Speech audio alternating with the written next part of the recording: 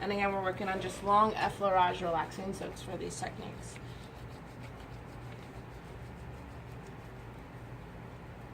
Those three are the same three? Yeah.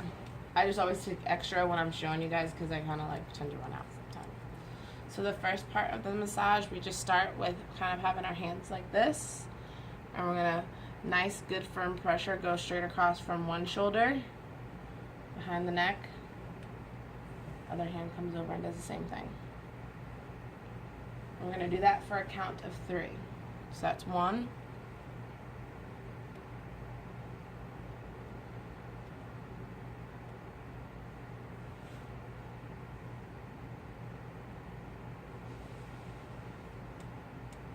2.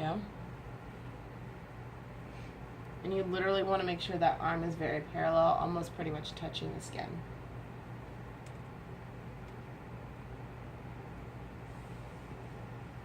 Okay, so that counts of 3 for that.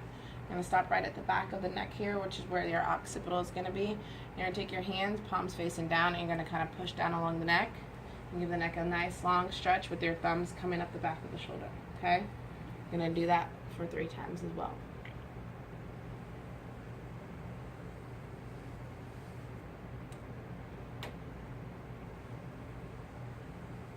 After your 3rd time, it doesn't matter which side you try first, but you come back up to the top. You're going to slightly lift your client's head and turn it to whichever side you choose. Palms flat, you're going to just go right down the side of the neck and kind of go back out to the shoulder with a nice stretch. And come back up the back of the neck. And again, 3 times.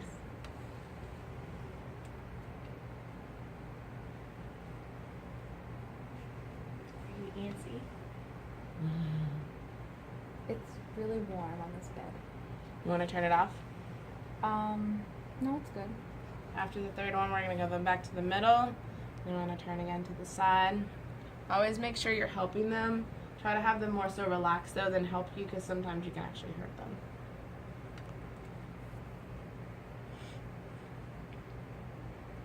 If you ever want me to turn it off, please tell me, okay? Okay.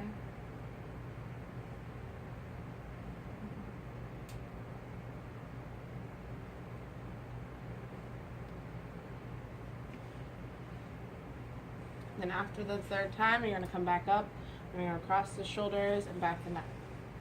Okay? From this point, we're going to start to transition up to the face. So by the neck, you're going to slide your hands forward, and we're going to do upward scoops like this. Pretty much, I like to tuck my thumbs in so that I'm not actually stabbing them in the chin while I'm doing this. But again, we're just taking our 4 fingers and we're going up in like a scooping motion. Okay? And again, we're going to do that in sets of 3s. So once you get to one side, you're going to come back over to the other side before you can count.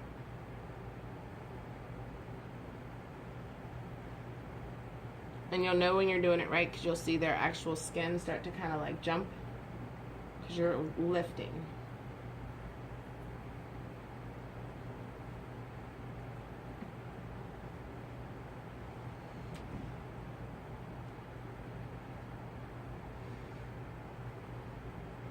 Once you come to this side, we're going to kind of transition this hand over.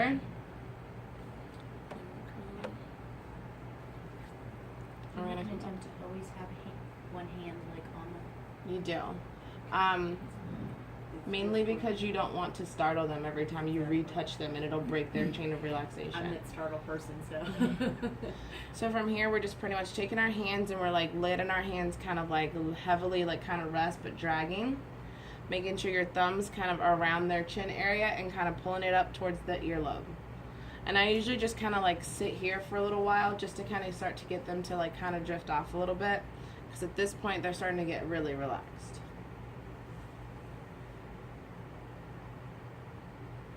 From here, we're going to put both of our hands together with touching our pointer finger and our thumb. I'm going to come up by the tips of the ears here. These are esthetician fingers, which is your middle finger and your ring finger. So we're just going to take these and we're going to start doing the same thing we did to the chin, but we do it to the bottom part of the jaw. And then we move up to the next section, which is the top part of the cheek.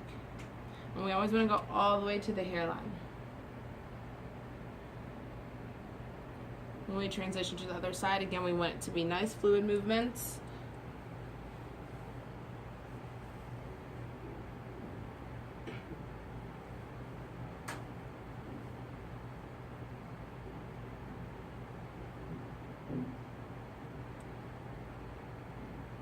Going back to pulling the jaw back down.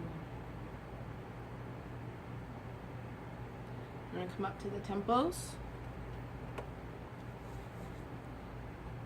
And then I go around in eye circles.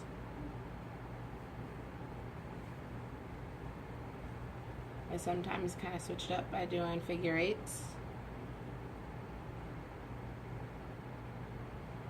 And again, your main finger that's on the skin is going to always be your middle finger because it has the least amount of pressure in it. And in the eye area, we always want to be extremely gentle.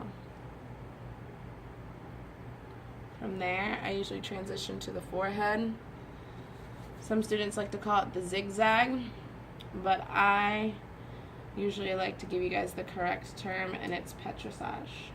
So I'm just taking my SD fingers and I'm just kind of making like C's.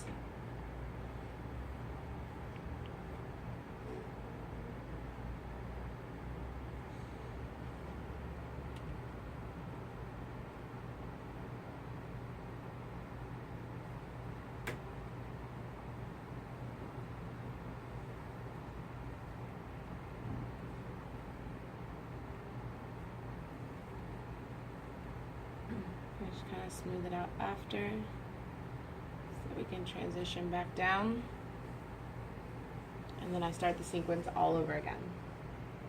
Okay, so that's the full facial massage steps that you guys are going to practice from now moving forward. Once we move a little bit more in depth